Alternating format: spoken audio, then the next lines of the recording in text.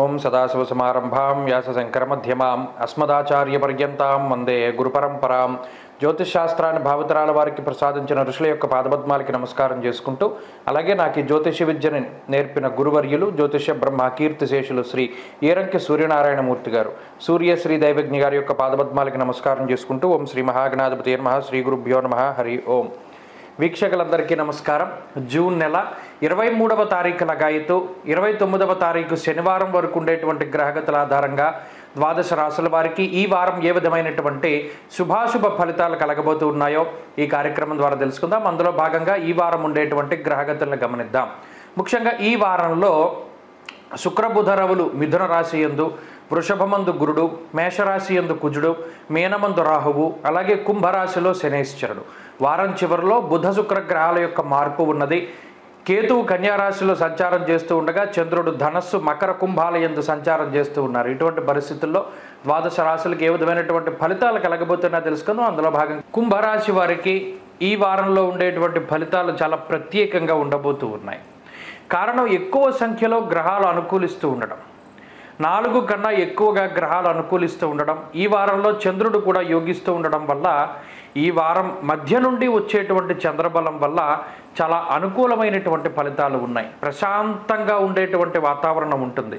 ప్రత్యేకించి ఈ రాశి వారికి ఉండేటువంటి రాహు యొక్క బలం, అలాగే చతుర్థ స్థానమందు గురుడు కొంత ప్రతికూలమైనటువంటి ఫలితాలను ఇచ్చినప్పటికీ పంచమంలో ఉండేటువంటి బుధుడు, పంచమంలో ఉండేటువంటి శుక్రుడు, వారాంతంలో ఆ బుధుడు షష్ఠ స్థానంలోకి వెళ్ళడం, ఇటువంటి ఫలితాలన్నీ చూసుకున్నప్పుడు ప్రధానంగా ఆర్థికపరమైనటువంటి సమస్యలు ఏవి కూడా ఈ రాశి వారికి కనబడడం లేదు.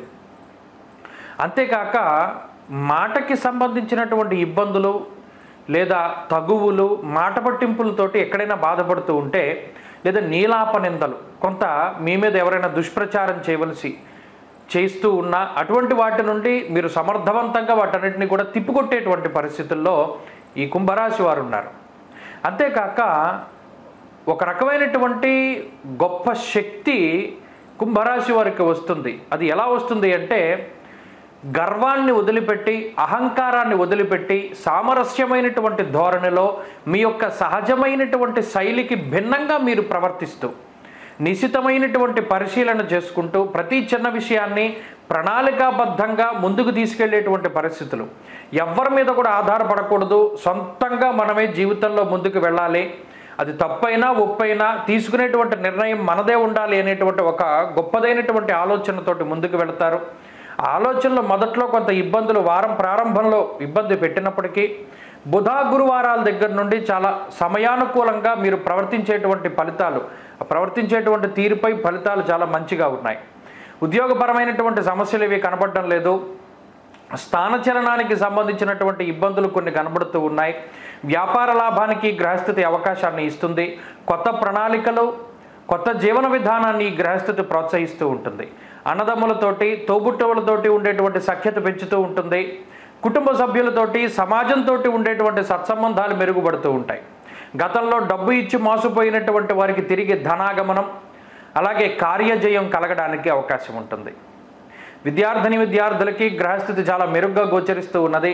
స్త్రీలకు కూడా ప్రత్యేకించి ఈ గ్రహస్థితి ఆనందదాయకంగా ఉంటుంది. కుంభరాశి వారి వారం మరింత అనుకూలమైనటువంటి ఫలితాలను సాధించడానికై ఆంజనేయ స్వామి వారి యొక్క ఆరాధన చేస్తూ ఉండడం చెప్పదగినటువంటి సూచన.